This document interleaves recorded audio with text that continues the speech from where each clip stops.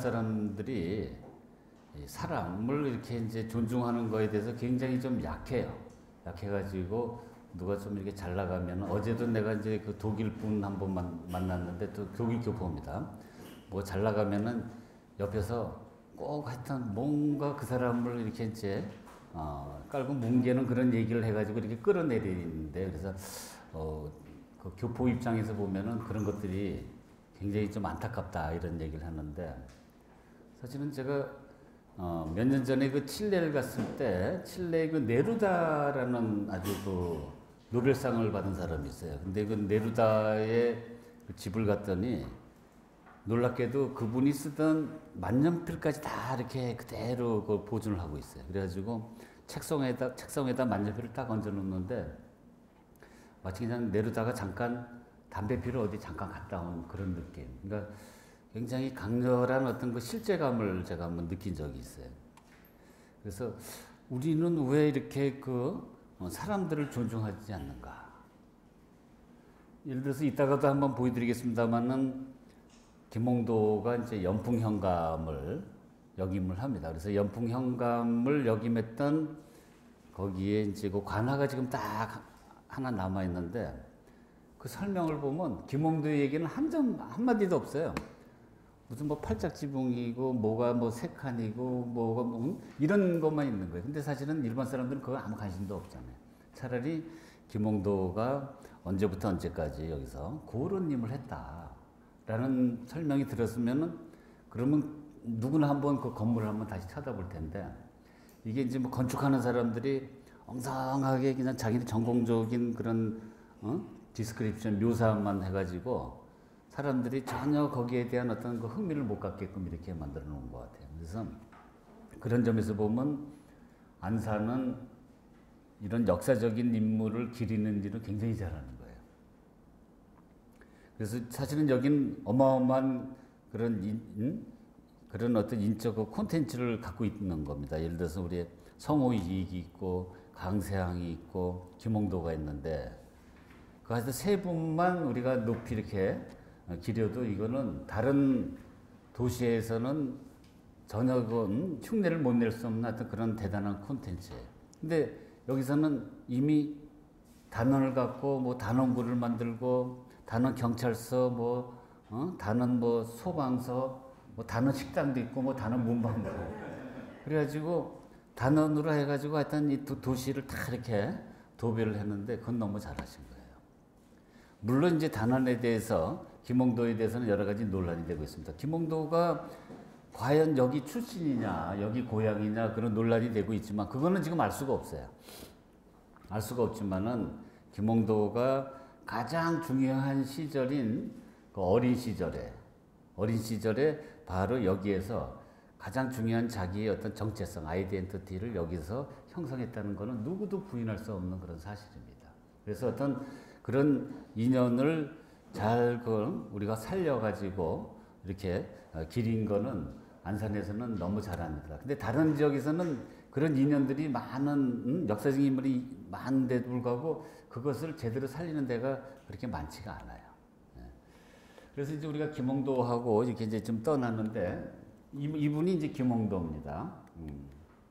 김홍도인데, 김홍도의 그 젊었을 때, 아마 20대나 아마 30대의 이런 모습일 겁니다. 근데 지금 이 그림이 어디 있냐면은 조선역사박물관이라고 평양에 있어요.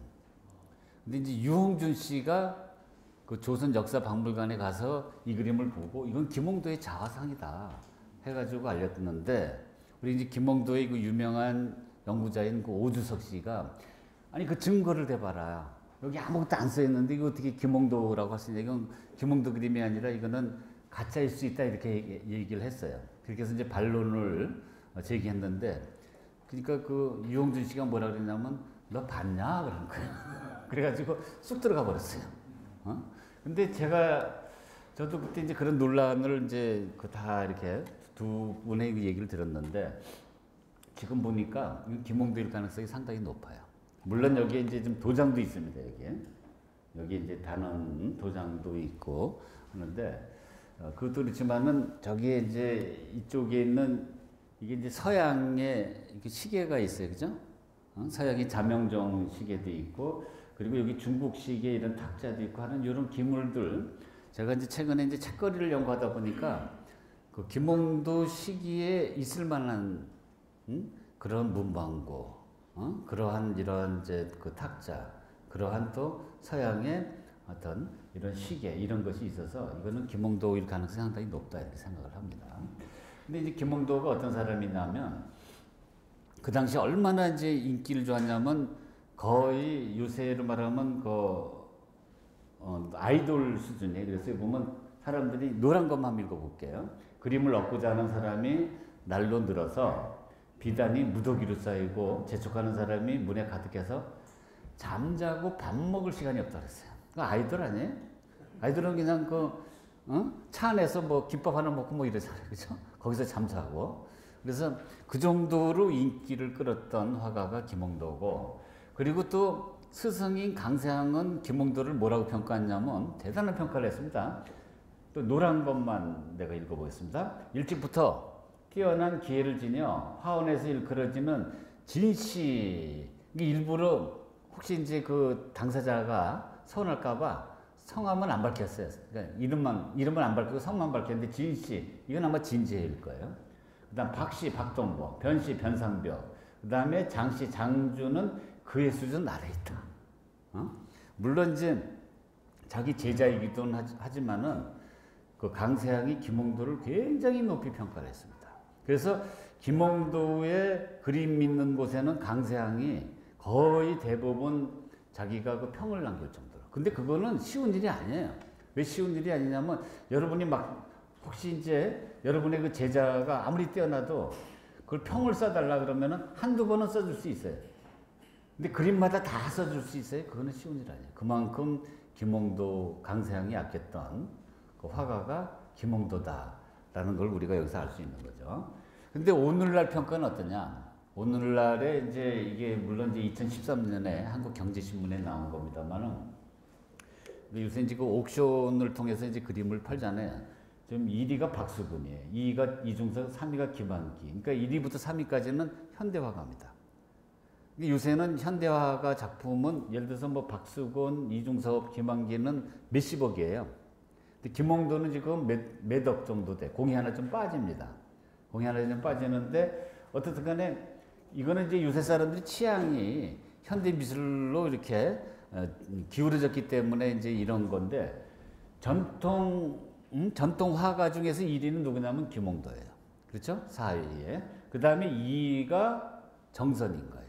그렇다 그러면은 우리가 이제 이런 현대적인 취향을 빼고 본다 그러면은 우리가 조선시대의 최고의 화가, 전통 시대의 최고의 화가는 김홍도다. 그러니까 당대에도 아까 말씀드린 건 밥 먹을 시간이 없고 잠잘 시간이 없었는데 지금도 뭐냐면 최고의 화가로서의 그런 걸 누리고 있으니까 김홍도는 굉장히 행복한 거예요. 살아서도 최고, 죽어서도 최고입니다. 근데 현대 미술사가들의 이제 김홍도에 대한 평가는 크게 보면 이렇게 노란 걸로 표시한 것처럼 이제 두 부분으로 나눠지는데 처음에는 김홍도 하면 풍속화. 그래서 이제 최고의 풍속화라고 했는데 오주석 씨 또는 이제 이번에 강의도 한번 나왔을 거로 생각하는데 그 진준현 박사는 김홍도는 풍속화만 잘 그리는 거 아니다. 여러 가지 다 잘 그린다. 그렇게 이제 평가를 하고 있는데 저는 그래도 풍속하다. 왜 그러냐면은 풍속화만은 확실한 1위예요. 근데 다른 장르는 1위가 아니에요. 2위예요. 예를 들어서 산수는 겸재정선이에요. 화조는 심사정이에요. 그리고 또 초상화는 또 이따가 나오겠습니다만 이명기예요. 그러니까 그 사람보다 다른 장르는 풍속화 빼놓고는 전부 다 2위고 풍속화만 1위입니다. 그렇기 때문에 우리가 풍속화가로서 이걸 우리가 알려줘야 되지 않나 이렇게 생각하고, 그 다음에 이제 오주석 씨나 유홍준 씨는 뭐라 그러냐면 가장 한국적인 화가다, 가장 조선적인 화가다. 그래서 오주석 씨는 너무나 조선적인 화가. 근데 유홍준 씨도 보면 그 비슷한 얘기했어요. 가장 조선적인 불세출의 화가 이렇게 얘기를 했습니다. 근데 이제 최근에 우리가 이제 발견된 그림 중에서 김홍도가 17의 그린 게 있어요. 근데 이거는 강세항이 그리게 한 거예요. 강세항이 그렇게 한 건데, 근데 우리가 놀라운 거는 뭐냐면 여기에 조선시대의 아주 조선 후기의 그 유명한 화가들이, 쟁정한 화가들이 다 나와요.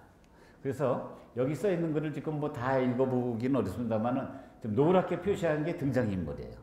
우선 강세항이 등장하고, 그 다음에 화자를 제일 잘 그리는 현재 심사정이 등장하고, 그 다음에 이제 채복이라고 굉장히 하여튼 특이한 분입니다만, 채복, 이제 추계는 누군지를 몰라요.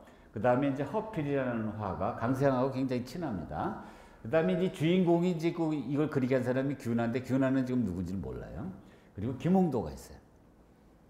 또 한 사람은 또 김덕형 해가지고 이런 사람들이 이제 등장인물인데, 하나하나 보면 이 모임의 주인인 균하라는 사람인데, 지금 그 당시 그 기록을 보면 아마 신광익 정도가 아닌가 이렇게 이제 생각을 합니다. 지금 거기는 아마 안 나올 겁니다. 그러니까 여기를 보시면 될 거예요.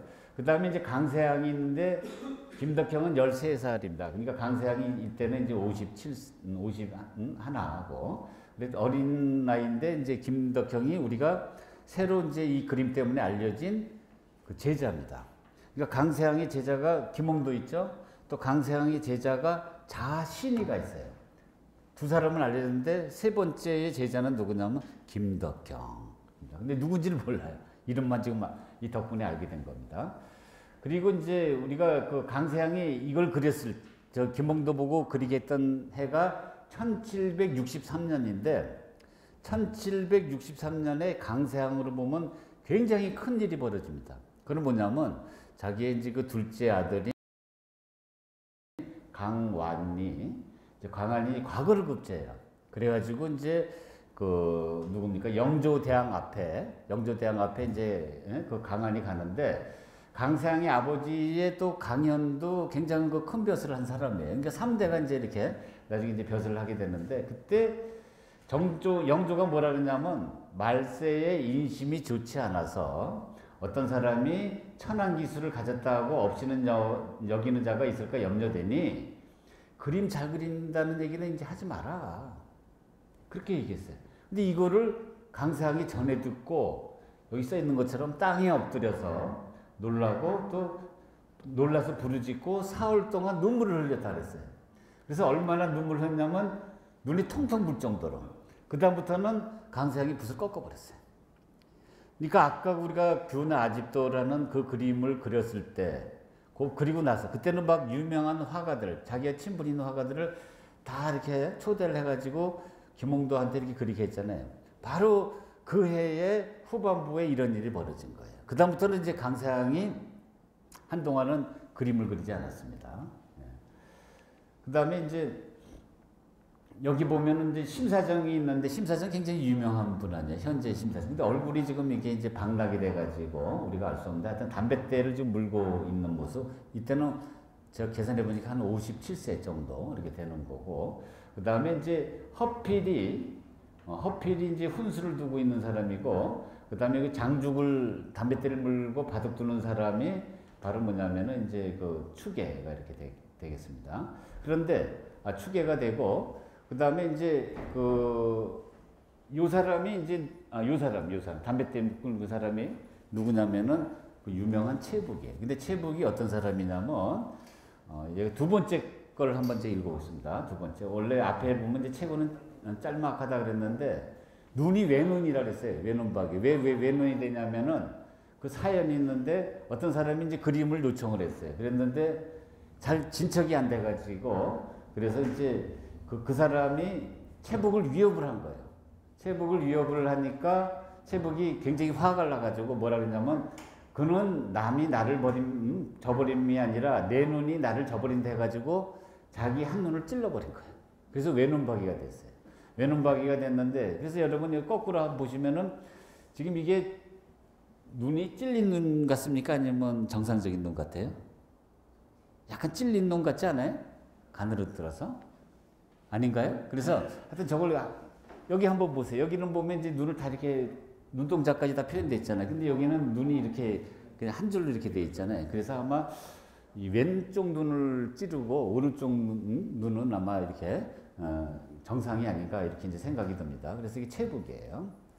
그 다음에 이제 바로 오늘의 주인공이 김홍도입니다. 근데 퉁소를 불고 있습니다. 그리고 나이가 17. 김홍도가 이제 1745년생입니다.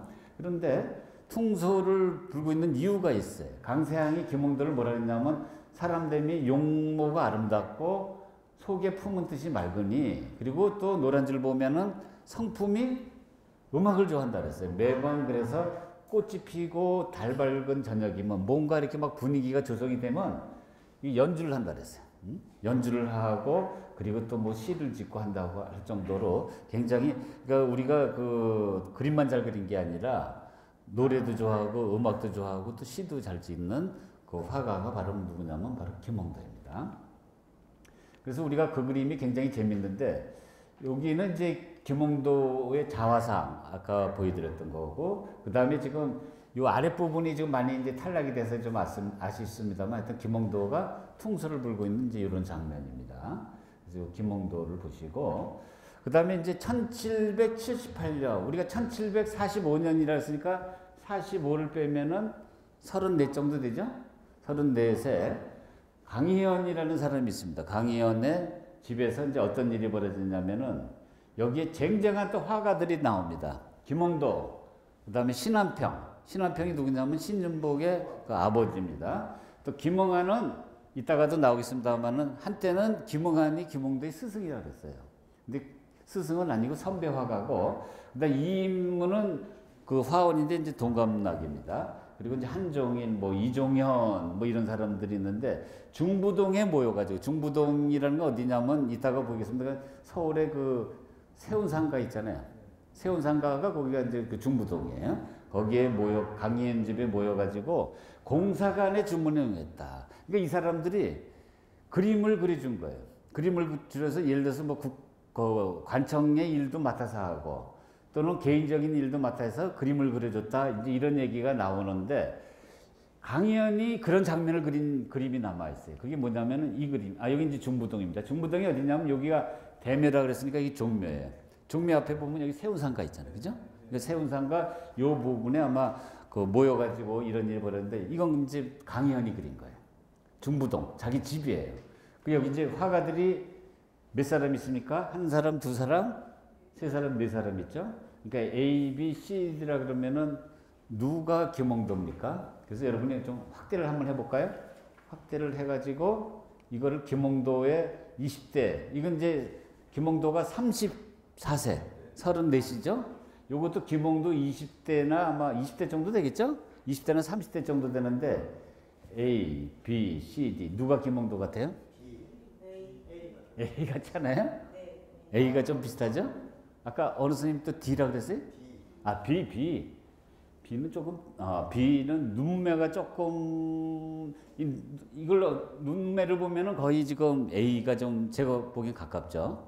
가까운데, 재밌는 거는 이제 김홍도는 화첩에다 그리고 있고, 그 다음에 이제 요 B라는 분은 뭡니까? 이런, 이제 족자에다 그리고, 또 요 분은 또 이런 이제 네모난 종이에다 이렇게 C, D 이렇게 그리고 있어요. 그런데 재밌는 거는 뭐냐면은 이분들이 다 이렇게 한결같이 뭡니까? 오른쪽 발을 이렇게 들고 있죠. 왜 그런지 아세요? 그래서 제가 그거를 여러분에게 이제 이해를 시키기 위해서 서울에 이제 봉은사를 갑니다. 그래 봉은사에 보면은 그 만봉 스님이라고 유명한 만봉 스님의 제자가 불화를 그리고 있어요. 근데 오른발을 어떻습니까? 올리고 있죠. 여기도 다 오른발을 올리고 있죠. 이거 왜 그러냐면 오른발을 올리지 않고 그리면 어떻게 돼요? 헐이 나가요. 이게 엎드려가지고 그리는데 이거 얼마나 그리겠어요? 근데 오른발을 이렇게 올리면 돼. 이게 뭐냐면 전통적인 방법이에요. 그러니까 불화는 우리가 조선시대부터 내려오는 그런 전통적인 이런 자세까지 갖추고 있다는 걸 우리가 여기서 알 수 있고, 또 재밌는 건 이분도 붓을 2개 들고 있어요. 보입니까? 근데 여기도 보면 이 B라는 분도 붓을 2개를 들고 있죠. 이거는 뭐냐면 여러분이 이제 혹시 여기 민하신 분 있습니까? 민하한 분 없네요. 하나는 요 큰 거는 요거 물붓이에요. 하나는 이게 채색을 하고, 그래서 그냥 아무 그 물감을 묻힌 게 아니라 물 해가지고 그걸 발임이라 그래가지고 이렇게 채색을 해가지고 요거를 물붓을 이렇게 끌어내리면은 이게 질에다가 점점 어떻게 합니까? 연해지죠.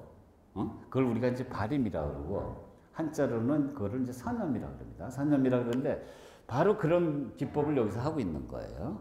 그래서 우리가 이 불화라는 거는 거의 그 뭐냐면 조선시대 전통적인 방법대로 포즈를 취하고 조선시대 전통적인 방법대로 붓을 잡고 한다는 걸 우리가 알 수 있는 거죠. 그 중에 그 우통복고 있잖아요. 네. 김홍도.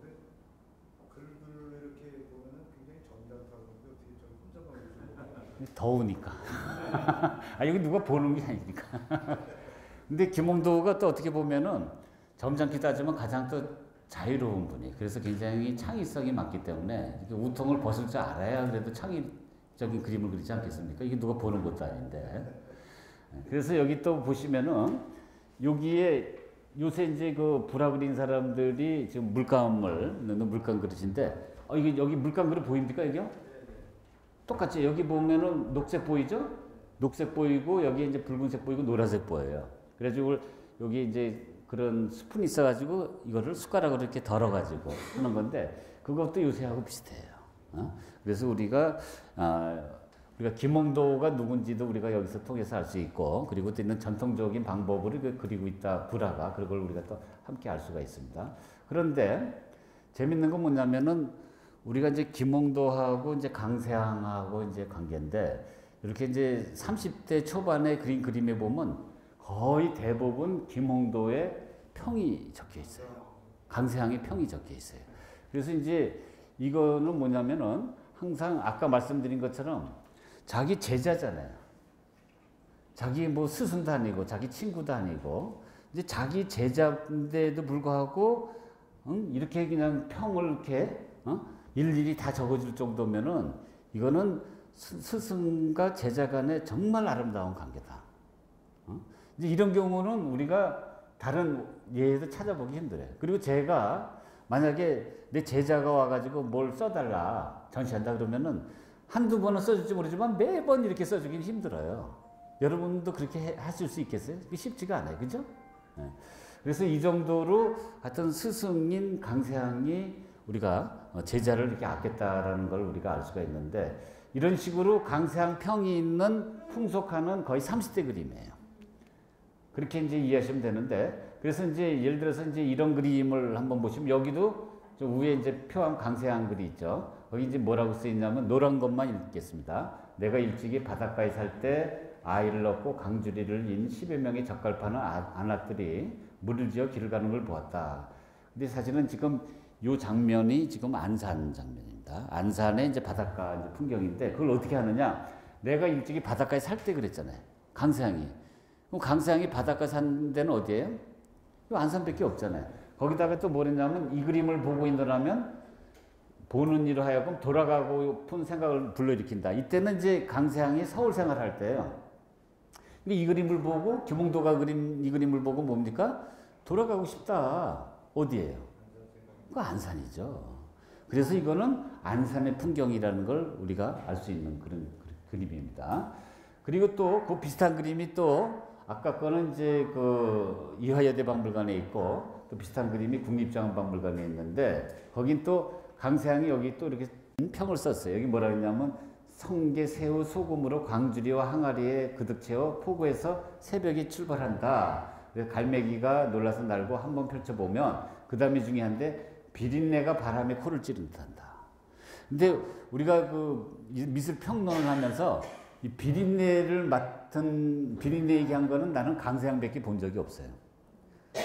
근데 제가 만약에 이 그림 보고 평을 쓴다 그러면 비린내 얘기는 할 수가 없어요. 왜냐하면 저는 바닷가에 산 적이 없기 때문에 이걸 보고 비린내를 연상을 못해요. 근데 강세항은 바닷가에 살았기 때문에 이걸 보고 뭡니까? 비린내 운운을 하잖아요.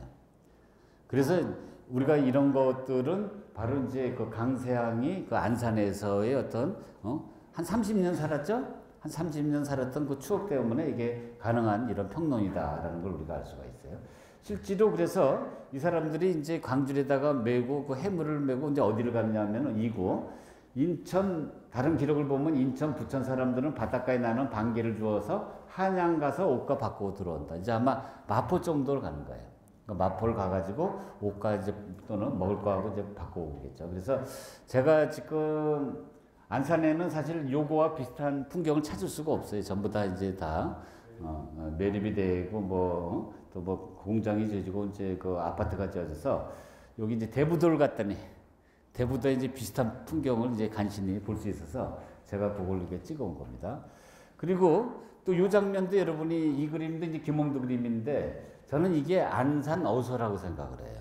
그래서 여기 보시면 안산 어소라는 게 뭐냐면 안산은 이제 조선시대에 서해에서 가장 우수한 가장 우수한 어장이 있는데 그거는 바로 궁중에서 쓰는 무슨 어물 같은 거 이거를 진상하는 그 사홍원 분원이 바로 안산 어소 그리고 또 그거는 우리가 안산 어사이라고 하는데 그래서 이 장면은 안산 어소다. 실제로 우리가 이제 그 대부도에 있는 그 안산 어촌 민속박물관에 가면 그 벽에다가 요 그림을 그려놨어요. 김홍도 그림을. 그래서 이게 안산 어소인데 이게 이제 무슨 어떻게 이제 고기를 잡는 거냐면 이거는 서해안이나 남해안만 가능해요. 그래서 이제 그 밀물이 이렇게 들어오잖아요. 그럼 여기 이제 대나무로 이렇게 이제 산을 이렇게 만들어 놨는데 이게 이제 썰물로 나갈 때는 여기 물고기들이 이제 걸리겠죠. 그렇게 해서 이제 잡는 방법입니다. 그래서 거기 갔더니 그걸 죽방염이라고 써놨더라고요. 거기 지금 그 안산 거기 박물관에 죽방염은 바로 또 어살이라고도 한다는 그런 장면입니다. 그 다음에 이제 그 미국의 이제 그 프레즈노라고 샌프란시스코 이제 그 밑에 있는데 거기에 이제 김홍도 풍속화가 있어서 거기에 이제 어떤 분이 저한테 이제 이메일을 띄웠어요. 벌써 이것도 한 2005년도인데 그래서 김홍도 그림이 이게 맞는지 좀 감정을 해달라 해가지고 제가 이제 프레즈노를 이제 갔습니다. 그래서 이제 그 프레즈노 부근에 있는 이제 이런 풍경이고 그 다음에 이제 그분 집에 가가지고 요만한 작품이에요. 요만한 작품인데 이게 아까 봤던 30대의 그런 그림이에요. 그러니까 다시 말하면은 김홍도의 그림 위에 강세항이 평이 있는 바로 이겁니다. 아까 봤던 거하고 비슷한 형식이죠. 그래서 이거는 뭐 한눈에 김홍도가 30대 그린 거다라는 걸 제가 이제 이렇게 고증을 해줄 수 있었고 요 위에 이제 강세항의 이제 평을 보면 뭐라고 써있냐면 시험장의 봄날 새벽에 수많은 사람들이 과거를 치르는 열기에 물이 있다. 이게 무슨 얘기냐면 새벽의 과거장 풍경이에요. 그러니까 아직은 과거가 시작되기 전이에요. 그러니까 우리가 과거를 보면은 전국에서 이렇게 몰려들어가지고 바로 전날에 이제 그 과거장을 오픈합니다. 그럼 이제 사람들이 문을 열자마자 여기에 이제 보이는 이런 큰 우산 같은 그 일산.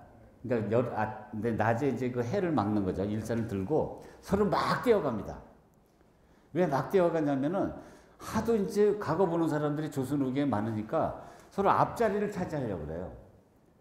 왜 앞자리를 차지하냐면 어떤 게 소문이 났냐면 사람들이 이제 너무 많다 보니까 그 채점하는 사람들이 처음에는 정성스럽게 하다가 나중에는 그냥 대충 한다는 거예요. 그러니까 예전에 여러분이 제가 다녔을 때에도 이제 그런 얘기 했는데 교수들이 선풍기로 채점한다는 얘기가 있었는데 혹시 들어보신 적 있어요? 시험지를 이렇게 탁 선풍기에 날려갖고 요 앞에 떨어지면은 이거 쓴 게 많다. A. 저기 떨어지면 쓴 게 없어서 멀리 갔다가 그건 D 이렇게 해서 A, B, C, D 이렇게 한다는데 완전히 그런 형국이에요. 그러다 보니까 서로 앞자리를 차지해서 먼저 내려고 그러는 거예요. 그래가지고 압사사고까지 일어납니다.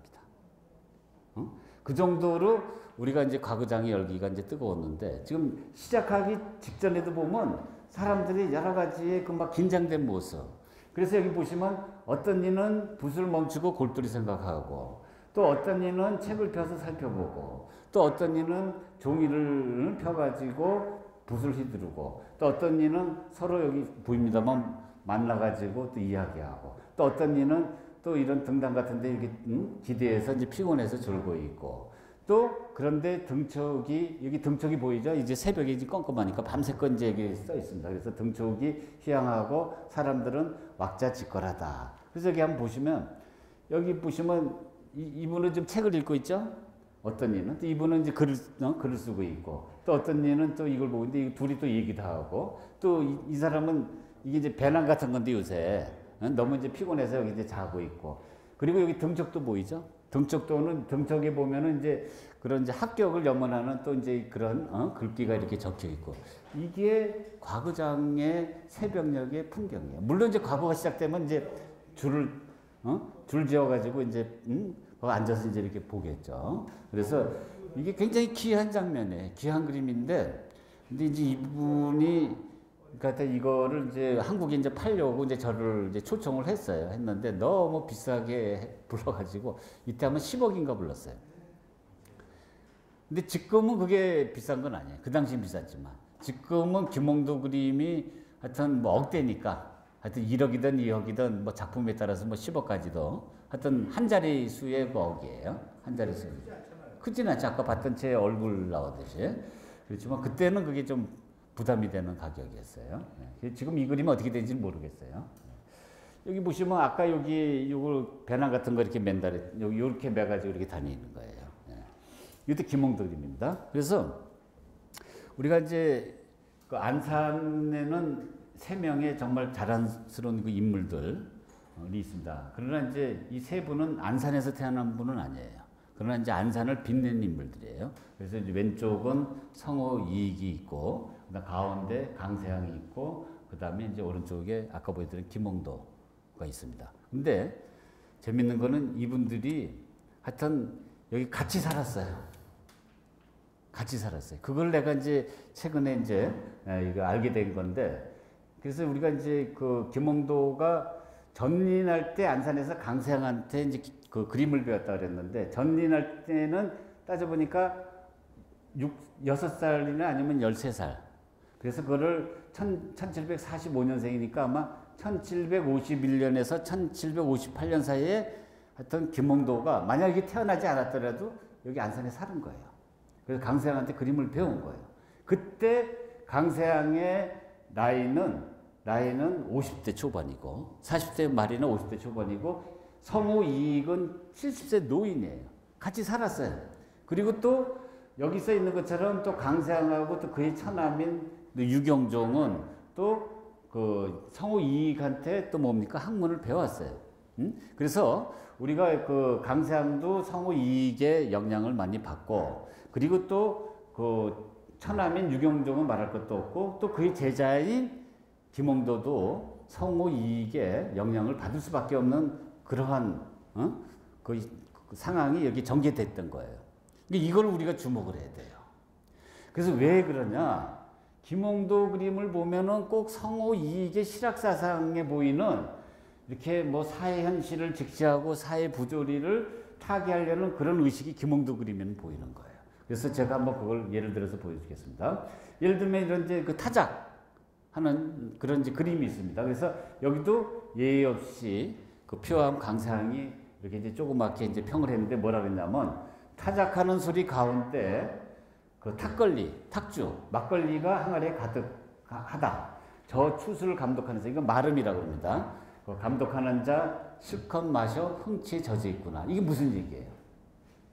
누구는 열심히 일을 하는데 누구는 뭡니까? 이 양반이죠. 양반인 이 감독한 마름은 뭡니까? 술 먹고 술에 취해서 이렇게 젖어 있구나 이거예요. 이거는 뭡니까? 어떤 신분 간의 불공평한 관계를 풍자한 거예요. 그런데 재밌는 거는 요 밑에 이제 두 사람이 있습니다. 근데 두 사람을 보면은 이게 김홍도 부부예요. 그래서 이제 김홍도하고 자기 부인이 어떤 이제 현장을 다니면서, 예전에 우리가 김삿갓 북한방랑기 기억나세요? 여기 어르신들은 아마 다 아실 텐데, 그처럼 현장을 가가지고 거기에 어떤 그 부조리한 이러한 거를 이렇게 막 고발하는 그런 식으로 이렇게 그린 거예요. 근데 이제 요새 같았으면은 부인은 모자이크 처리하고 자기 얼굴을 낼 텐데, 이때는 이제 거꾸로 본인은 뭡니까? 등을 지고 부인 얼굴을 이렇게 냈어요. 그래서 이게 김홍도 부인입니다. 그래서 이 그림이 이제 또 그 후에 이렇게 조그만 화첩으로도 그리는데, 여기 와가지고는 이 이제 마름은 되게 그 집주인이거나 또는 그 몰락한 그 양반이 그 감독을 하는데, 너무 취해가지고 어떻습니까? 이제 볕단에 이제 그냥 드러넣어 보죠. 그리고 여기도 보면은, 여기 여러분 보시면 이게 이제 탁주, 예전에 조선시대 그 막걸리 병은 이렇게 됐어요. 그래서 아마 안산에도 막걸리가 나옵니까? 그럼 아마 이런 병으로 만들면 더 좋은데. 이건 역사적 근거가 있으니까 그냥 그 플라스틱이라도 이렇게 좀 훨씬 하면은. 그래서 우리가 이제 이 타작은 어떻게 하냐면 이 볕단을 이제 지게다가 이렇게 지고오면은 그걸 이제 한 움큼씩 묶습니다. 그래서 요거를 우리가 이제 개상이라 그럽니다. 이렇게 이제 나무에다가 그거를 이제 묶어가지고 머리 위로 해가지고 이거를 이렇게 이제 내리치면은 그 벼 나다들이 이제 떨어질 거 아니에요. 그거를 이제 바로 이렇게 이제 마당비로 이렇게 쓸어서 모으는 거죠. 요새는 이제 그 모터 동력을 해가지고 달달달 털어내잖아요. 탈곡기 털어내지만 예전에 이제 이런 식으로 했던 겁니다. 이걸 이제 마당질. 그런데 재밌는 건 뭐냐면은 여기 일꾼들은 다 웃고 있어요. 굉장히 막 죽으라고 일을 하는데 웃고 있는 거는 이건 뭡니까? 이거는 본인들이 뭔가 우스갯소리를 이렇게 주고받으면서 이 고단한 힘든 이 노동을 이렇게 잊고 있는 거죠. 거기에 또 반면에 이제 아까 말씀드린 것처럼 지금 그 여기에 그 말음은 갓을 이렇게 이제 빗겨 쓰고 있는데 갓을 빗겨 쓰고 있다는 건 술 취했다는 얘기예요. 실제로 얼굴 보면 얼굴이 뻘겋습니다. 그래 얼굴을 뻘겋고 여기에 보면 이게 뭐죠? 이게 담배 쌈지죠. 담배 쌈지가 있고 아까 말씀드린 게 탁주 막걸리병이 있고 여기 보면 신발도 자세처럼 이렇게 돼 있어요. 예전에 양반들은 딱 그 군대 내무반처럼 이렇게 정연하게 이렇게 하잖아요. 이게 흐트러진 모습을 이렇게 보여주고 있는 거죠. 그러니까 이거는 사회 풍자예요. 그러니까 양반과 그다음에 쌍민간의 어떤 불공평한 관계. 누구는 뭐 열심히 일하고 누구는 이렇게 술 취해서 술을 먹으면서 이렇게 이제 흥취에 젖어 있는데 이제 아까 강상이 얘기했듯이 그런 어떤 그 사회의 부조리를 고발한 건데 이게 바로 뭐냐면 저는 성호 이익에 그런 영향을 받았기 때문에 이런 그림을 그린다. 저는 그렇게 생각합니다. 그리고 또 이제 그 파리 김해박물관에서 또 제가 이제 김홍도 그림을 발견을 해가지고 전에도 한번 매스컴에도 한번 좀 낸 게 있는데 바로 이제 이 그림도 보면 이것도 사회의 어떤 부조리를 풍자한 그림입니다. 그래서 고을 원님이 지금 행차를 하고 있습니다. 그러면 이제 그 밑에 보면 이제 두 사람이 이제 그 뭔가 문제가 생기면은 바로 이제 거기서 이제 그 호소를 하는 거예요. 그럼 고을 원님이 바로 거기서 판결을 내줘요. 판결을 내주면은 요 밑에에 이제 그 형리란 사람이 적고 그다음에 여기 그 관인입니다. 관인을 이제 동자가 항상 이렇게 이제 메고 다녀요. 도장 찍어주면 법적인 효력이 있는 거예요. 이게 길거리 송사입니다. 그래서 이 그림도 강세항이 이제 평을 한 거인데 뭐라고 했냐면 물품을 바치는 사람이 각기 자기 물건을 들고 가마 앞에서 서로 앞서거니 뒤서거니 하지만 태수가 이제 고을원님입니다. 고을원님의 행색은 그렇게 근심하는 투가 아니다. 그러니까 앞에서 막 그거 송사를 부탁한 사람만 지금 막 그냥 열받아 있는 거죠. 그래서 시골 사람이 앞에 와서 진정을 올리고 형리가 아까 중간에 형리가 판결문을 받아 쓰는데 문제는 뭐냐면 치중에 부르고 쓰는 것이라 잘못된 판결이 아닐까 하고 걱정을 하고 있는 걸 강세항이 쓰고 있는데 이것도 뭐냐면은 그런 이제 그 권력을 가진 사람들이 지금 그 하류계층 사람들의 그런 어떤 어려움을 그냥 술 먹고 대충 뭡니까? 대충 해준다 이런 얘기죠. 그래서 이 보시면은 두 사람은 얼굴이 거의 사색이 되지 않았어요? 똥색이 돼가지고 뭔가 하여튼 지금 다투고 있는데 이 형리예요. 형리가 지금 갓을 빗겨 쓰고 있잖아요. 아까 말씀드린 것은 갓을 빗겨 쓰면 뭡니까? 이거는 술이 취했다는 얘기예요. 남은 이거는 생사가 걸리는데 술 취해가지고 그냥 대충 쓰고 있다는 이것도 사회 부조리입니다. 그래서 저는 이런 김홍도가 이런 사회의 어떤 그 썩은 면, 부패한 면 이런 것들을 이렇게 고발하는 그림을 그린 거는 안산에서 강세항한테 공부를 하고 안산에 살았기 때문에 가능하다. 왜냐하면 안산에 김홍도가 공부했을 때 가장 큰 어른이 누가 있었습니까? 성호 이익이 있었잖아요. 가까운데. 그래서 그 영향을 받았기 때문에 이러한 풍속화가 저는 가능했다. 그래서 성호 이익 그리고 또 강세항, 표한 강세항 그리고 단원 김홍도는 한 세트로 연결해서 우리 봐야 되고 또 우리가 안산에서는 그거를 같이 연결해 가지고 알려야 돼. 그걸 홍보를 해야 돼요. 그 다음에 한번 보겠습니다. 그 다음에 김홍도의 그림을 보면은 우리가 단순히 무슨 일을 그렸다, 아니면 노동이다, 아니면 놀이다, 이런 그림을 그린 게 아니에요. 뭔가 그게 복선이 깔려 있어요. 그러니까 예를 들어서 우리가 겉으로 드러나는 거는 노동이에요. 예를 들어서 맨 위에는 이제 뭐 하는 장면입니까? 위에는 여기 써 있는 것처럼 배를 매는 장면입니다. 배를 이제 풀 매기는 거예요. 그래야 이제 뭐냐면 이게 끊어지진 않거든요. 그래서 이거를 여기에 이제 화투불에다가 이제 해서 이게 풀 대야에다가 이제 풀을 여기 이제 해서 이렇게 매기고 이거를 감아가는 겁니다. 그래서 이제 도투마리로 이제 이렇게 감아가면 그리고 이거를 갖고 이제 이렇게 짜는 거죠. 근데 이제 문제는 뭐냐면은 우리가 김홍도 그리면 뭔가 복선이 깔려 있던데 여기 복선은 뭐냐면 뒤에 있는 이 할머니가 누굽니까? 시어머니예요. 요새도 시어머니가 애들 보고 있잖아요. 근데 며느리 뒤에 바짝 붙어가지고 얼굴이 막 찌그러져 있잖아요. 뭔가 좀 잔소리를 하고 있는 거예요. 근데 며느리 얼굴은 평화로워요. 왜 평화로운지 아세요? 그래서 그 배틀가를 보면 알 수 있는데 배틀가 보면 뭐라 그러냐면은 이제 그 며느리 같은 사람이 이제 이거 부르는 겁니다. 나는 원래 달나라 월국에서 놀던 선녀다.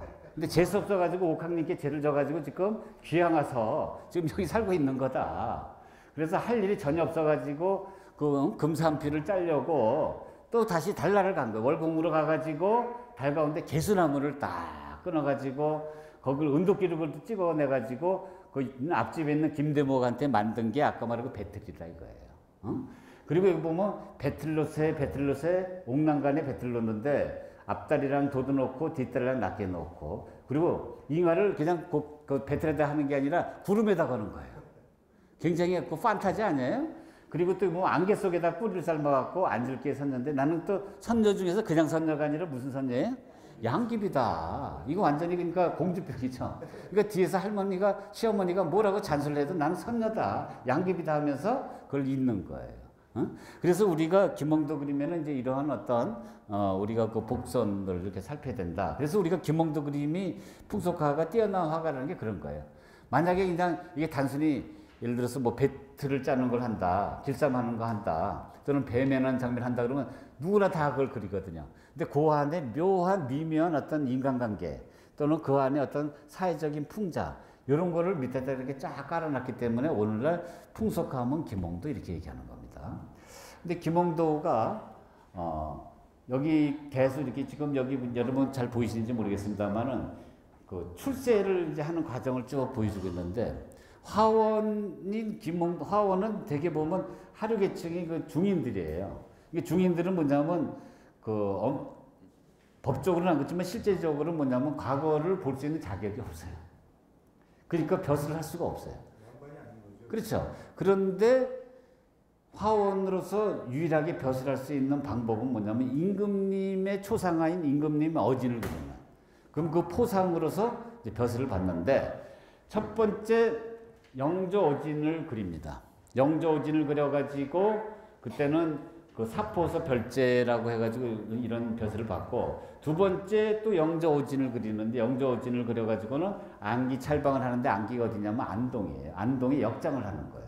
또 세 번째 또 여기 정조 어진을 그려가지고 그때의 또 벼슬 포상으로 뭐냐면 연풍 현감을 합니다. 연풍이라는 곳에 연풍 혹시 아세요?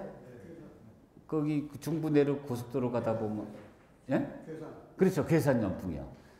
거기 지금 한 인구가 지금 현재 한 8,000명 정도밖에 안 돼요. 작은 고을이에요. 그러니까 면소재입니다. 거기서 그러니까 지금 하면 면장을 하는 거죠. 고을언니. 이런 벼슬을 받는 겁니다. 그래서 한번 볼까요? 제일 먼저 그 안기 찰방인데 여기가 예전에 안기역이 있던 곳입니다. 우리 이사장님이 그 안동 분이신데 안기역 여기 가보셨습니까 혹시? 여기 이제 역장을 한 겁니다. 그래서 지금은 제가 가보니까 여기 좀 아파트가 돼 있어요. 그래서 여기에 그 향토사학자의 이제 도움을 받았더니 여기가 예전에 안기역이다 해가지고 제가 이제 찍은 겁니다. 그랬는데 하여튼 그때 또 이제 그 김홍도가 단순히 이제 그 역장 노릇하는 게 아니라 또 여러 가지 또 거기서 이제 풍류를 즐기는데 그 풍류의 흔적을 볼 수 있는 데가 바로 여기입니다.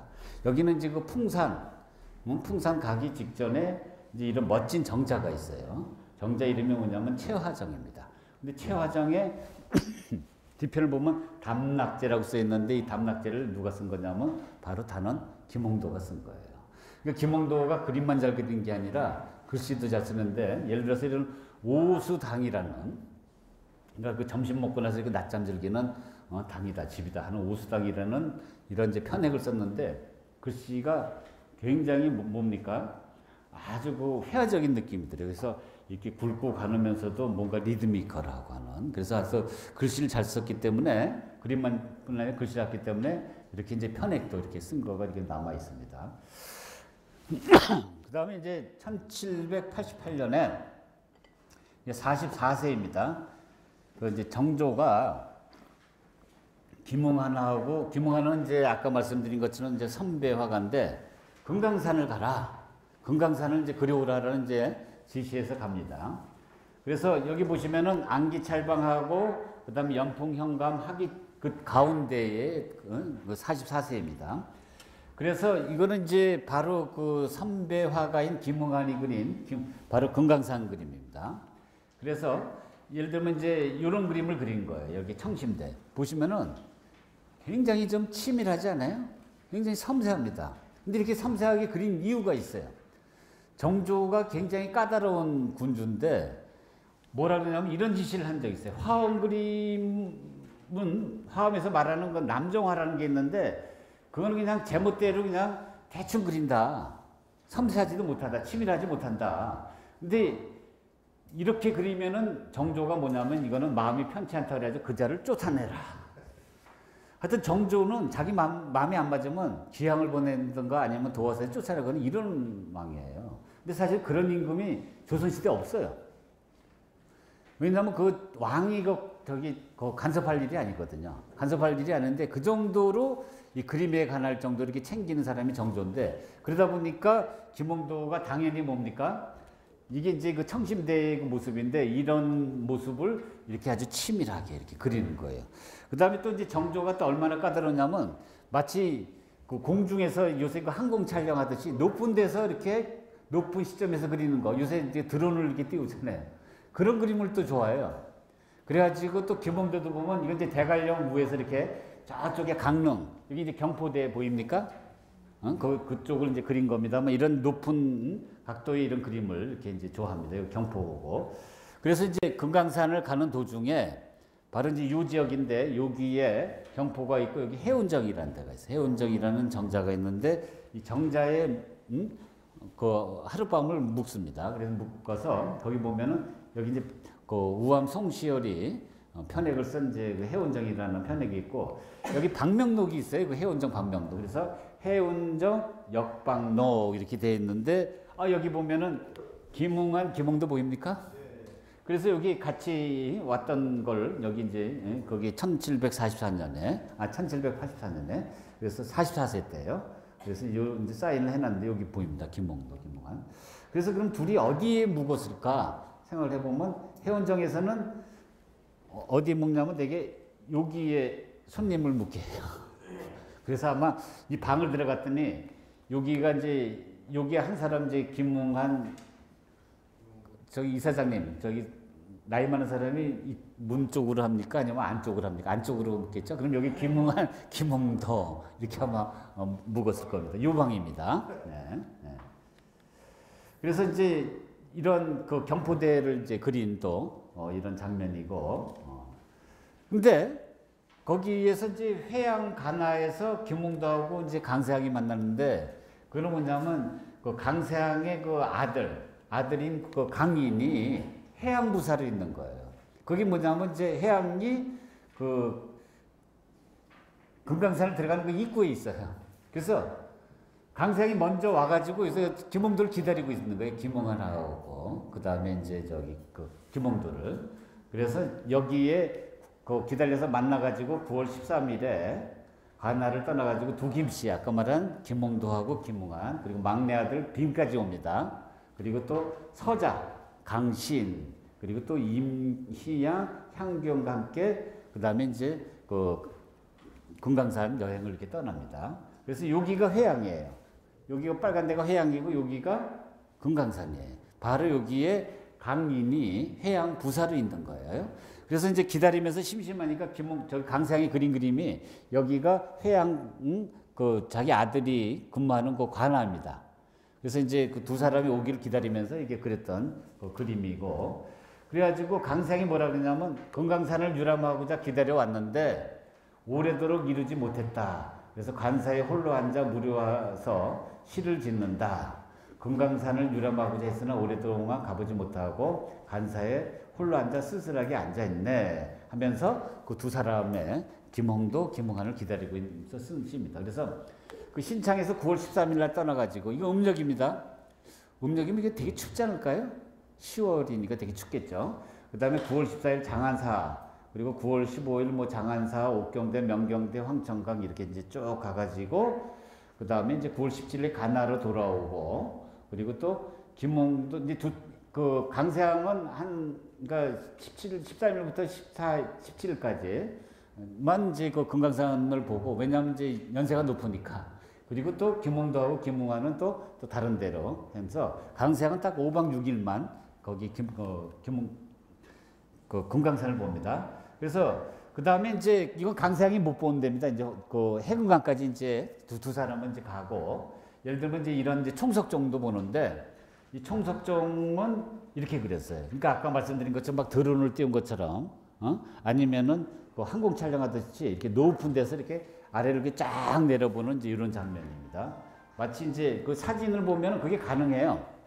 이게 이제 일제시대 때 사진인데 요런 장면이 나오더라고요. 이런 앵글이 이렇게 나오는데 요 스케치를 갖고 또 나중에 또 이렇게 족자를 만들어요. 이제 훨씬 더 높은 데서 바라보는 것처럼. 왜냐하면 이거는 그 정조가 좋아하는 게 우선은 아주 세밀하게 그려야 돼. 대충 그리면 안 돼요. 두 번째는 뭐냐면 높은 데서 그려야 돼. 그러니까 이 정조의 이런 요구에서 그리면 나중에 어떻게 되냐면 굉장히 이제 체력적으로 무리가 돼요. 그래서 결국은 김홍한이 죽어요. 그러니까 얼마나 힘들었으면 김홍한이 죽겠어요. 이제 그래서 또 이제 그 정조가 갔다 오자마자 김홍한하고 김홍도에게 바로 아까는 44세였고 1788년이었고 지금은 1789년입니다. 대마도를 가라. 두 사람을 또 지시한 거예요. 근데 대마도를 이제 왜 가냐면은 정조실록 보면 이제 이런 얘기가 납니다. 대마도에 보면은 석산이 많대요. 석산이 많아가지고 오곡이 생산되지 않기 때문에 사람들이 항상 먹을 거가 이렇게 부족하기 때문에 대마도에 뭐냐면 우리나라에 항상 해적질을 합니다. 대마도 가면은 그 동요가 있어요. 그 어린애들이 뭐라 그러냐면 아버지 조선에 가서 먹을 걸 갖고 오세요. 이런 동요가 있어요. 그러니까 어린애들은 뭐냐면 그게 해적질인지 모르는 거예요. 그냥 조선에 가면 당연히 아버지가 갖고 오는 걸로 이렇게 생각할 정도로. 그만큼 해물은 충분하지만은 이런 곡식은 하도 이게 그 뭡니까 돌이 많아가지고 곡식은 그렇게 풍부하지 못한 곳이에요. 그런데 문제가 있는데 뭐냐면은 갑자기 막 대마도에서 경제가 나빠지는 거예요. 경제가 나빠져가지고 정조 때만 뭐냐면은 조선통신사를 보내질 않아요. 하도 거기가 경제적으로 어렵다 그래가지고. 그런데 여기 써 있는 거예요. 그 사람들은 공공한 처지가 되면 대마도 사람들, 일본 사람들은 반드시 앉아서 죽음을 기다리고 있지 않을 것이다. 안 그렇겠습니까? 그래서 풍신수길처럼 흉악한 직가 또는 대마도의 그 외노라는 건 이거는 뭐냐면 아까 해적입니다. 해적인데 이런 짓을 하지 않을지라도 다시 언젠가는 노략질을 할 경우가 있으니 이거는 대비해야 된다. 이게 무슨 얘기예요? 그래서 바로 뭐냐면 김홍도하고 김홍한을 뭡니까? 한번 밀입국에서 너희들 가서 도대체 대마도에 무슨 일인지 한번 알아봐라. 일종의 뭐야? 간첩행위로 보낸 거예요. 안 그래요? 그래서 이제 두 사람이 떠납니다. 그러니까 금강산 갔다 오자마자 떠났는데 그래서 이게 통도사, 양산 통도사 아시죠? 양산 통도사를 들리는데 양산 통도사에도 보면은 여러분들이 이제 여기 한번 보세요. 확대를 해보면 여기 조그맣게 보이는데 뭐라고 쓰있나? 이걸 다시 또 확대를 해보면 뭐라고 쓰있습니까? 김홍한, 김홍도. 아까 봤던 거죠? 아까 어디입니까? 그 강릉에 경포대 그 해운장에 보면 방명동에 김홍한, 김홍도 이렇게 써놨잖아요. 근데 여기도 이렇게 돌에다가 이렇게 자기 이름을 새겨놓은 거예요. 그러니까 바로 양산 통도사를 지나갔다라는 걸 알 수가 있는데, 그러나 이제 아쉽게도 아까 말씀드린 것처럼 이러한 일정이 너무 무리가 돼가지고 바로 부산에서 김홍한이 세상을 떠납니다. 세상을 떠나는데 그럼 김홍도가 어떻게 해야 됩니까? 돌아가야 됩니까? 아니면 그래도 대마도를 가야 됩니까? 대마도를 갑니다. 이거는 이제 정조의 지식이 어명이기 때문에 그래서 그 부산에서 장사를 지내고 대마도에 밀립국을 하는 거예요. 그러니까 대마도에 이제 가려면은 여러분 그 외관이라는 데가 있어요. 거기에서 가면은 이제 대마도 사람들이 거기 많이 와 있어요. 거기서 이제 배를 타고 가는 겁니다.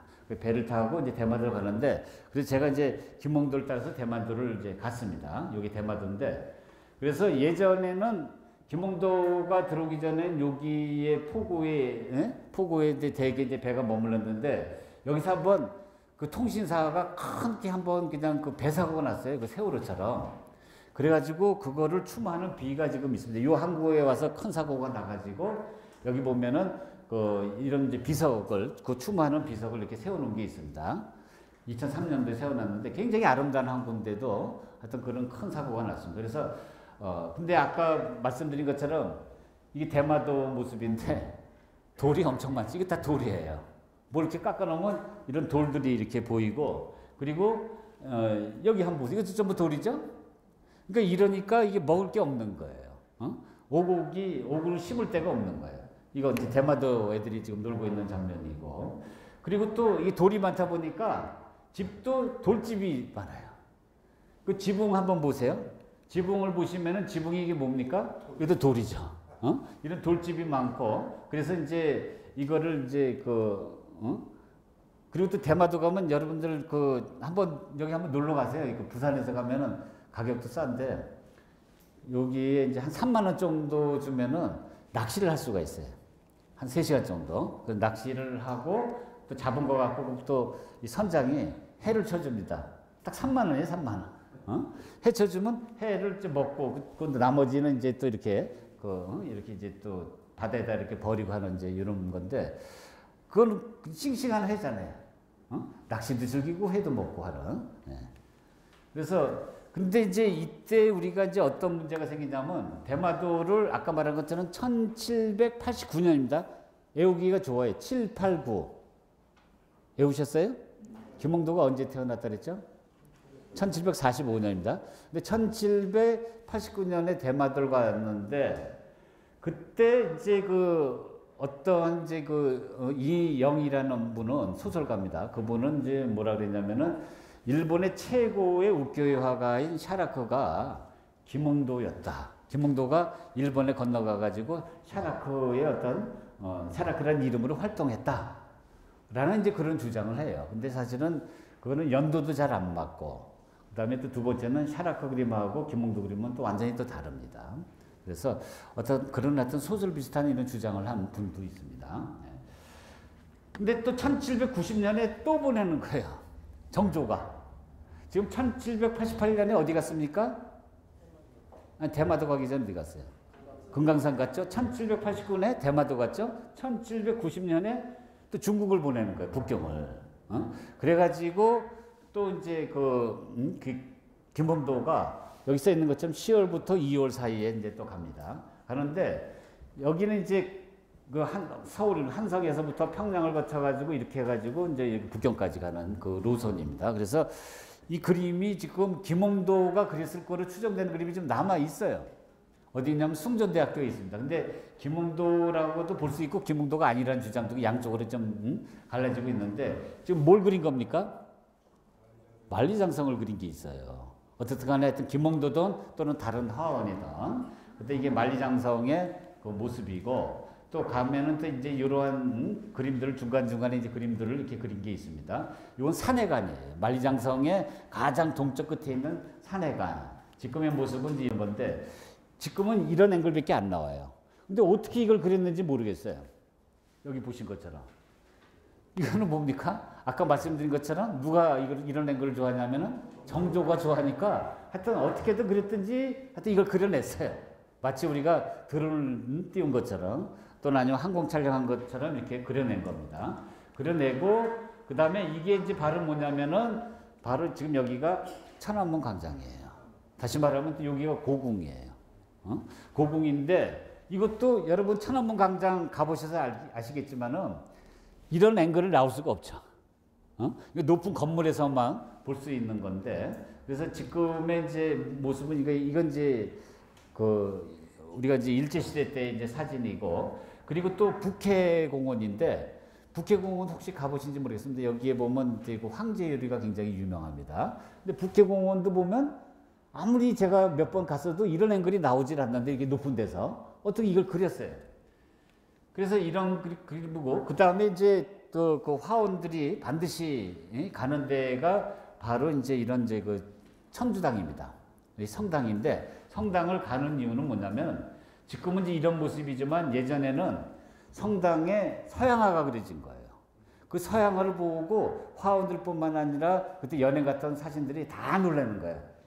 생전 처음 보는데 여기 써 있는 것처럼 바람벽과 천장이 그려진 구름과 인물들은 보통 생각으로 헤아릴 수 없고 보통 언어로는 형용할 수 없는 것처럼 너무 그냥 사실적으로 표현된 거예요. 그러니까 서양의 이런 음영법이라고 사실적으로 표현되고 막 살아있는 것처럼 되니까 거기 충격을 받는데, 그 충격을 받아서 그린 그림이 있어요. 김홍도가.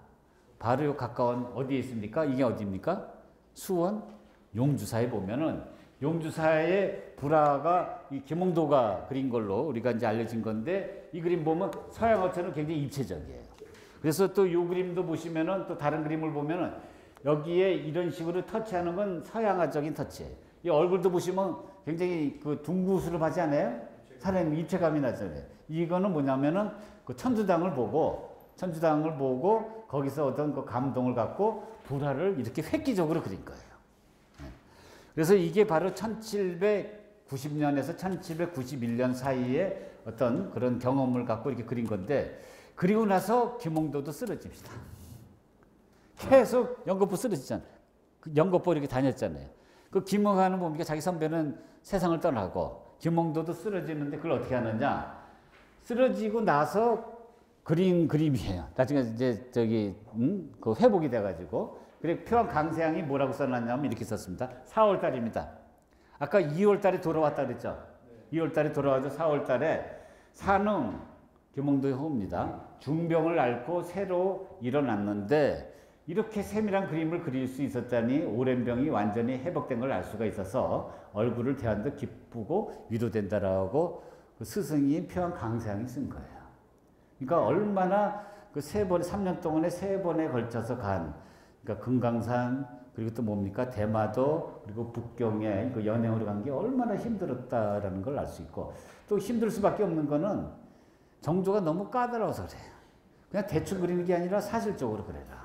그리고 또 이렇게 평지에서 보는 게 그런 게 아니라 뭡니까? 산 꼭대기에 올라가서 그래라. 근데 실제로 대마도 가니까, 이거 김홍도가 쓰러질 수밖에 없다라는 생각이 드는 게, 완전히 대마도가 여러분 가보시면 산이에요. 거기다가 또 어명을 받고 갔는데, 또 자기 또 뭡니까? 동료도 없잖아요. 혼자 가는데 그 높은 산을 다 올라가야 되잖아요. 높은 산을 올라가야 되니까 얼마나 고생했을까 하는 생각이 드는데, 결국 북경에서 쓰러져가지고 이렇게 병을 앓습니다. 그 다음에 이제 다시 또 이제 1791년에 정조진을 그립니다. 정조진을 그리는데, 근데 지금 3번의 어진을 그리는데 한 번도 얼굴을 못 그려요. 이게 무슨 얘기냐? 그러니까 가장 뛰어난 화가가 얼굴을 그릴 수가 있어요. 그 다음에 이제 2번째 뛰어난 화가는 뭘 그리냐면 몸을 그려요. 근데 김홍도는 평생 그 임금님의 몸만 그리다 끝납니다. 왜냐하면 초상화는 1등이 아니에요. 초상화는 뭡니까? 2등이기 때문에요. 그래서 우리가 예를 들어서 이제 서직수 초상, 임금의 어지는 지금 남아있는 게 없는데, 서직수 초상 1796년에 그린 걸 보면 이것도 그 당시 최고의 초상화가인 이명기는 얼굴 그리고, 그 다음에 2번째 2등인 김홍도가 뭘 그려요? 몸을 그린 거예요. 몸을 그렸는데 이 서직수가 아주 못마땅한 거예요. 뭐라고 써놨냐면 이명기가 얼굴 그리고 김홍도가 몸을 그렸대. 이건 서직수가 쓴 겁니다. 근데 두 사람은 화가로서 명성이 있는 사람들이지만 한 조각의 그 정신을 그리지 못했어. 그래서 애석하다. 그래가지고 막 불만을 써놓은 거예요. 근데 이거는 말도 안 돼요. 왜냐면 이 당시에는 이게 최고 화가인데 최고의 1등과 2등이 그랬으면은 그 더 이상 방법이 없잖아요.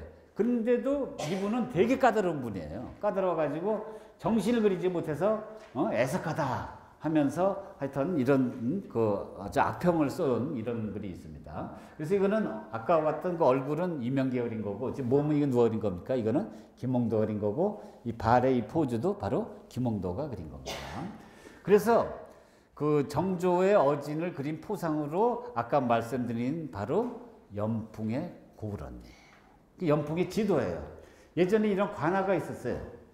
관아가 있었는데 지금은 남아있는 거랑은 이 초등학교들에 바로 이제 이 건물 하나 달랑 남아있는 겁니다. 그래서 여러분들이 예전에 그 관아 같은 거는 어디 있냐면 만약에 안산이면 안산 초등학교 교정에 가면 안산에 관아가 남아있어요. 지금 여기 남아있습니까? 여기는 없죠. 그러니까 예를 들어서 그런 식으로 찾으면 돼요. 그러니까 예를 들어서 연풍에서 만약 관아를 찾겠다 그러면 연풍 초등학교를 가면 돼요. 그 연풍 초등학교 가면은 바로 원래 여기 있었는데 나무 있는 자리인데 이렇게 옮겨놓은 겁니다. 그래서 여기에 있는 겁니다. 아까 말씀드린 건 풍락헌이라고. 여기서 이제 바로 뭐냐면 김홍도가 이제 한 그 2년인가 3년 동안 고을언님 노릇을 한 건데 아까 말씀드린 것처럼 여기에 지금 확대돼서 보여드리지 못합니다. 여기 뭐라고 써놨냐면 여기 뭐 팔짝지붕이고 여기에 메칸이고 여기에 뭐 지대석이 어떻게 이런 얘기만 써 있는 거예요. 그 일반 사람들 이게 무슨 의미가 있어요 도대체? 무슨 건축 전공하는 것도 아니고. 여기에 몇 년부터 몇 년까지 김홍도가 해서 고을언님 했다 그러면 사람들이 다 하고 쳐다보고 다시 볼 거 아니에요. 이게 뭐냐면 우리가 너무 우리가 역사적으로 보면 이게 인물을 중요시 여기질 않아요. 항상 보면은 그래서 아까도 제가 그 말씀드렸던 그 독일 사람이 뭐라 그러냐면 독일 교포가 하여튼 우리나라 사람들은 왜 이렇게 영웅을 못 만드냐. 누가 이렇게 뜨려 그러면 뒤에서 뭔가 막 이렇게 뭐가 이렇게 고소를 한대요. 그래가지고 뭐 나쁜 점을 막 얘기를 해가지고 끌어내리고 이렇게 하는데 그런 점이 참 아쉬운데 그건 뭐냐 우리가 전통적으로 인물을 중시 여기지 않는 것이 이러한 바로 뭐냐면 편말에서도 나옵니다. 그러면 청문당에는 어떻게 써 있습니까? 청문당에 김홍도 얘기 나옵니까? 안 나와요? 그럼 그것도 문제네. 여기만 지금 뭐라 그럴 일이 아니에요. 그래서 항상 인물의 역사가 돼야 된다. 역사의 주인공은 인물이지 건물이 아니다. 이 건물이 그야말로 뭐 미술사적으로 예술적으로 뛰어나다 그러면 건물 얘기를 하겠지만 이건 그냥 평범한 관아 아니에요. 그러면 거기에 거쳐갔던 여러 유명한 그 고을언님들이라든가 아니면 여기에서 이 현장에서 일어났던 여러 가지 역사적인 얘기들이 있을 거예요. 그걸 써줘야 되지. 여기 무슨 팔짝지붕이 뭐가 의미가 있습니까? 그런데 여러분 여기 이제 또 재미난 일이 한번 이제 벌어지는데 김홍도가 바로 이제 여기입니다. 여기가 아니고 여기 잘못 났으면 여기 상원사 여기네요. 상원사인데 여기에서 어떤 일이 벌어지냐면 여기 지금은 가보면 이렇게 돼 있습니다. 이게 이제 폐허가 됐는데 여기 보시면 암자의 정결함이 성안에서 가장 으뜸이다. 근데 여기를 기도처를 삼을 것이라고 말했다. 이제 김홍도가요. 그리고 김홍도가 받은 그 월급 녹봉을 가지고 시주금을 내 가지고 불상을 개금하고 그 다음에 탱화에 떨어진 부분을 그려넣어서 화려하게 수리했다. 그러니까 김홍도가 뭐냐면 이제 여기 용두사 일을 하잖아요. 불화 그리잖아요. 이제 불교 신자가 된 거예요. 불교 신자가 돼가지고 이제 여기 가가지고는 바로 뭐냐면 자기의 그 월급을 받고 시주를 해서 아까 말한 그 상원사라는 절에 불상을 개금하고 그 탱화 고치는 데에 수리하는 데에 돈을 쓴 거예요. 그래가지고 놀라운 기적이 일어납니다. 노란 부분입니다. 태수 누굽니까? 김홍도죠. 현감은 예전에 태수라 그랬어요. 태수는 늙을도록 아들이 없더니 이 산에서 상원사에서 빌어가지고 아들을 얻었다. 그래서 내가 알기로는 그가 착한 일을 쌓은 끝에 얻은 경사이거니와 승려들은 부처님께서 착한 업보에 응덕하신 것으로 돌릴 것이다. 그 아들 이름이 뭔지 아세요? 이름이 연녹이에요. 연이 뭡니까? 연풍의 연이에요. 녹은 뭐예요? 복이잖아요. 복록. 연풍에서 얻은 복이다 해가지고 연녹으로 졌는데 나중에 김양기로 바뀝니다. 자기가 바꿔요. 왜 바꾸냐면 김홍도가 말년에 굉장히 어려워요. 그건 이따가 나옵니다. 어려워가지고 그래서 이 이름 때문에 그런 줄 알고 이름을 바꿔버립니다. 하여튼 그런 사연이 있는데 그런데 이때부터는 완전히 김홍도가 뭐냐면 아주 그냥 불교에 심취하게 되는 거예요. 불교에 심취하다 보니까 그가 그린 불화 또는 선종하는 굉장히 높은 차원의 그림을 그리게 됩니다. 예를 들어 이걸 한번 보세요. 어떤 스님이 지금 득도하는 장면이에요. 근데 스님의 그 머리에 감싸고 있는 건 이건 달이에요. 근데 달빛이 어깨에 내려앉아 있는 게 보입니까? 달빛 보입니까? 어깨에 내려앉아 있고 그 다음에 이 밑에는 파도 같은 물이 떠올라갖고 이게 연꽃하고 이렇게 어우러져서 이렇게 대자를 삼고 있는데 여기에 기가 막힌 거는 지금 스님의 앞모습은 볼 수 없지만 얼마나 이분이 도가 높고 득도했다는 것을 뭘 알 수 있냐면 여러분 목줄기 보입니까? 목줄기에서 보이는 거예요. 이렇게 이 목줄기에 이게 근육 두 줄로 된 이 목줄기가 보면은 이분이 완전히 득도했다라는 거를 그러니까 우리가 뒷모습이죠. 우리가 볼 수가 있는 겁니다. 그 다음에 또 다른 그림에 이러한 또 간음보살도를 보면은 이 간음보살도는 여기 보시면은 밑에 지금 막 파도가 또 일고 있죠. 근데 파도가 올라가지고 뭐가 됐습니까? 간음의 옷이 되는 거예요. 그러니까 파도 옷을 입고 있는 겁니다. 그래서 이제 이러한 어떠한 굉장히 그 높은 경지에 이런 선종화를 그리게 된 거는 바로 뭐냐면 상원사에서 시주를 하고 그 보답으로 뭡니까? 아들을 얻게 되면서 이러한 또 불화를 그리게 되는 거예요. 예. 그래서 우리가 이 예술가라는 거는 이 생활 속에서 우러나는 거예요. 생활 속에서 우러나는 거지 자기 어떤 단순히 상상력만 갖고 되는 건 아닙니다. 예. 그런데 이제 이렇게 그 아들도 없고 행복함을 그냥 자기 아들 이름에도 표현한 것처럼 연록이라고 적는데 여기에서 또 다른 불행이 생기는 거예요. 그 불행이 뭐냐면 바로 이 장면. 이건 김홍도가 그린 거예요. 지금 뭐 하는 장면입니까? 이거는 바로 뭐냐면은 매사냥이에요. 그러니까 매를 갖고 뭘 잡는 거죠? 꽁을 잡는 거예요. 그러니까 매를 여기 갖고 왔다 이제 꽁을 잡으면은 여기 이제 요 사람이 이제 매를 갖고 있죠. 매사냥꾼인데 그 꽁을 잡으면은 그다음에 이제 사냥개에 가서 이렇게 물어오는 이런 장면이거든요. 이런 장면인데 이게 이제 암행어사가 이걸 보고 나서 이걸 갖고 이제 문제를 삼은 거예요. 요새 말하면 이제 감사에 걸린 거예요. 아니, 무슨 이제 공직자라는 사람이 밤낮 무슨 중매만 해준다는 거예요. 근데 워낙 김홍도가 굉장히 그 인간적인 사람이기 때문에, 따뜻한 사람이기 때문에 공직자한테 중매를 해주고, 또 두 번째는 뭐냐면 요새 말하면 이제 골프 치는 거하고 똑같은 거야. 밤낮 일은 안 하고 뭐예요? 매사냥만 한단 말이에요. 하여튼 그런 걸 걸어가지고 결국은 뭐냐면 김홍도가 결국 파직이 돼요.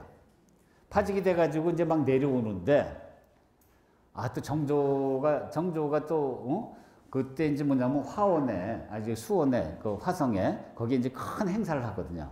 거기에 김홍도를 동원을 시키는 거예요.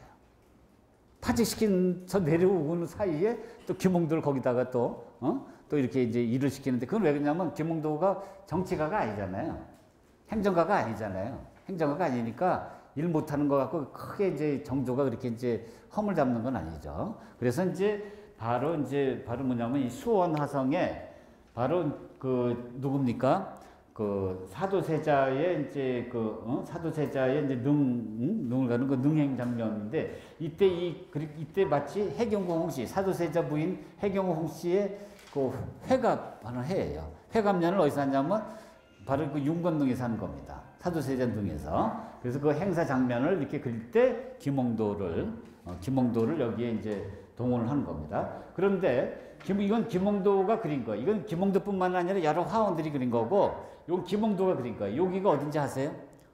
여러분 그 화성에 가보면 수원성 화성에 가면 그 서장대라고 혹시 가보셨어요? 제일 높은 데 있는 거예요.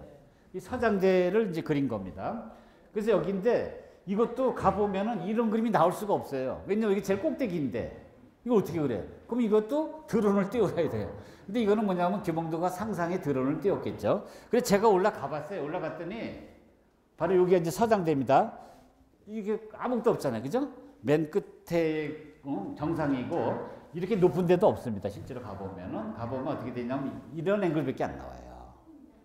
이런 앵글밖에 안 나오지만 또 김홍도는 이렇게 우에서 이렇게 보는 것처럼 이렇게 그렸는데, 이거는 아까 말씀드린 것처럼 정조가 이런 걸 좋아하기 때문에 이런 식으로 이제 그린 겁니다. 그래서 아마 이제 이때는 이제 요령이 생겨가지고 그 아마 적당히 어디야 이렇게 다 이렇게 그릴 수 있는 이제 그런 능력이 이제 생긴 거죠. 실제는 이런 거는 현실적으로 불가능합니다. 네.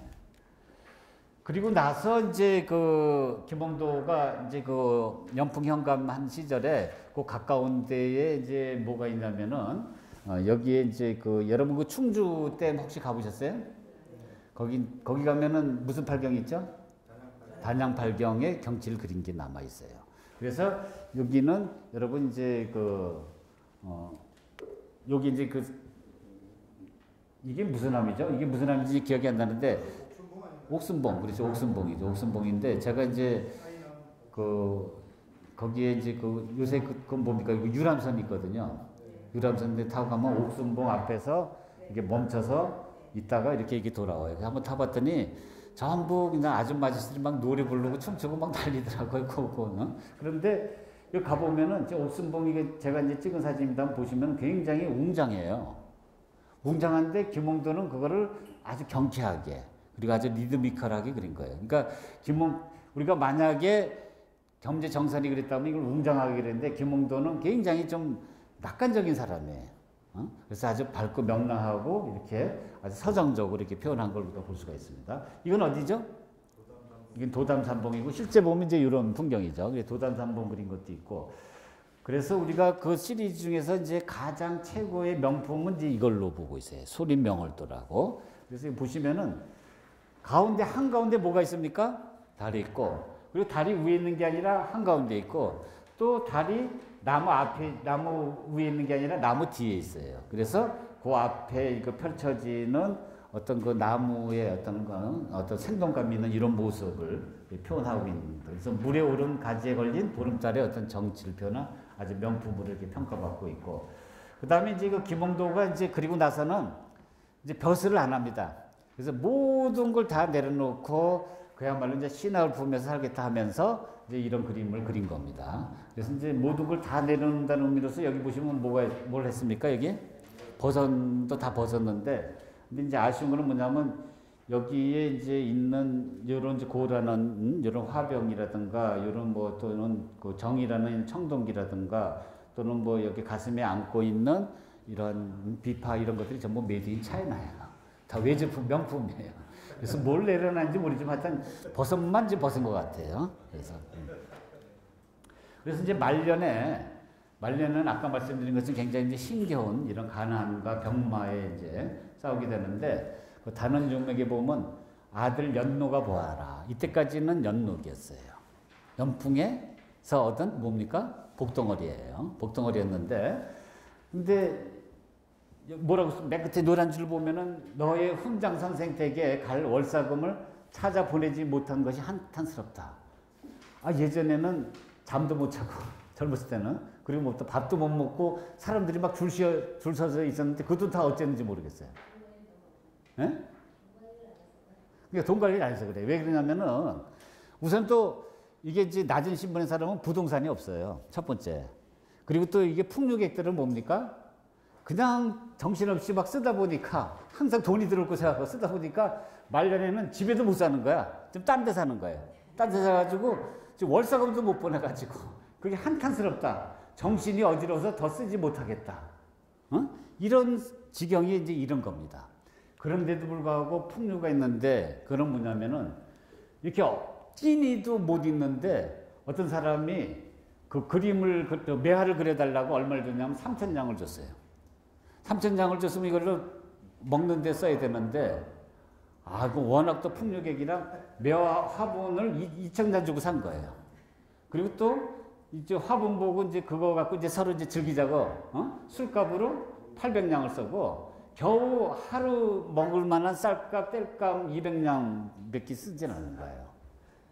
근데 이거 예를 들어서 우리가 이걸 오늘날로 한번 제가 계산해 보니까 200냥이면 한 2만 원 정도 하면 되겠지. 하루 쌀값 먹을 거. 그래도 딱 치면은 800냥은 8만 원이고 화분값은 얼마입니까? 20만 원짜리 화분을 산 거예요. 먹을 것도 없는데. 그런데 그립값은 그 사람이 얼마였습니까? 그러면 한 30만 원 정도 되지 않았을까? 지금 얼마입니까? 3억, 5억. 또는 이게 매화 큰 그림이면 한 30억 합니다. 근데 어쨌든 간에 이런 풍류객이었다. 그래서 이런 그림을 이제 말년에 그렸던 김홍도의 이제 매화 그림이고, 매화를 그렇게 좋아했습니다. 매화를 좋아했고, 그래서 여기 보시면, 여기 있죠? 음보로서 벼슬이 연풍현감에 이르렀으나 집이 가난하여 혹은 끼니를 잊지 못하였다. 하루는 어떤 이가 매화 화분을 파는데 매우 기이한 것이었으나 매화 바꿀 돈이 없었다. 그러다가 마침 돈 3,000을 예물로 보낸 이가 있었으니 이는 그림을 그려달라는 사례였다. 그래서 2,000을 던져 뭡니까? 매화와 바꾸고, 그 다음에 800으로 술 몇 마를 사서 친구들을 모아서 매화 술잔치를 열었으니 남은 200냥으로 쌀과 그 땔감 미철을 삼았으니 하루 생계가 되지 않았다. 2만 원도 안 쓴 것 같아. 하루 생계가 되지 않았다. 참 그 사람담의 그 오하람 넓은 마음, 그 풍류가 이화가 됐다고 그 조희령이 이렇게 적고 있습니다. 현금 받아서 그러니까 그림 안 그리고 아직 그림 그려달라고. 그렇지. 주문 먼저 돈 성금을 준 거예요. 성금을 한 30만 원 준 건데 그걸로 지금 다 쓰고 지금 2만 원만 남긴 거죠. 남긴 건데. 그래서 이제 가장 말년에 그린 게 이제 이 그림인데 굉장히 쓸쓸한. 그래서 이게 말년에 이제 1805년에 이 그림을 남기고 그 이후에 언제 돌아가신지는 모릅니다. 그래서 1805년 이후에 이제 돌아가신 걸로 이제 우리가 이렇게 이제 우리가 알려지고 있는 겁니다. 그래서 이게 아마 말년에 본인의 모습을 그린 것이 아닌가 이렇게 생각이 듭니다. 그래서 끝으로 그래서 그렇다 그러면 이제 김홍도는 어떤 화가라고 생각을 하십니까? 우리 감독님 한번. 저는 뭐 전해지는 아니 뭐 앉아서 어떻게 편하게 계세요. 네. 저는 안산에서 이 저기 문인들하고 많이 이렇게 지내셔가지고 네. 학식도 높으시고 네. 또 양반은 아니지만 네. 양반의 생각보다 훨씬 더 이렇게 네. 고고하게 네. 뭐 괜찮으신 분이라고 생각합니다. 화가로서. 화가로서. 단지 뭐 내가 너무 큰 거 사서 성금 받아서 그랬는데 어쩌면 그림 그리려고 또 재료를 샀는지도 모르니까 좀 봐주고 싶어요. 소재로서. 그러니까 하여튼 굶어 죽을지언정 하여튼 그 풍류를 잃지 않은 죽을 때까지 했던. 볼수 있으니까 지금. 우리 저 이사장님은 혹시 또 어떤 보세요? 진정한 예술가죠. 정말 그렇게 아까 말고 아들 월사금도 못 주고, 그리고 또 가족들하고 살지도 못하고 병마와 싸우고 있고, 끼니도 아까 것도 가난해서 끼니도 지금 잊지 못하는 사람인데 어떻게 그 3,000냥이면 엄청 큰 돈인데 그걸로 어떻게 2,000냥을 그렇게 매화 화분을 삽니까? 말씀을 그렇게 드려도 찔리는 데가 너무 많아요. 왜요? 저도 뭐 이렇게 비슷해요 우리 이 감독님도? 풍류계시구나. 그래서 우리가 지금 하여튼 보신 것처럼 마지막에 이렇게 보여드린 거가 어떻게 보면 김홍도의 어떤 전체의 어떤 생애를 대변할 수 있는 그런 것이 아닌가. 실제로 우리가 김 감독님이 말씀하신 것처럼 강세양도 그랬어요. 굉장히 고고하게 살았다. 실제로는 우리가 그 풍속화 같은 젊었을 때는 통속적인 그런 그림을 그렸잖아요. 그리고 굉장히 막 사회 비판적인 날선 이런 그림도 그렸음에도 불구하고 그래도 말년에는 이런 풍류객으로서 그 예술가로서 화가로서의 어떤 그런 그 자존심이라 그럴까 이런 것들을 아주 멋있게 세우고 돌아가시지 않느냐. 이런 생활 속에 굴복하지 않고 그게 바로 뭐냐면 우리가 안산이 자랑하는 김홍도입니다. 제 강의는 이것을 말씀하십니다.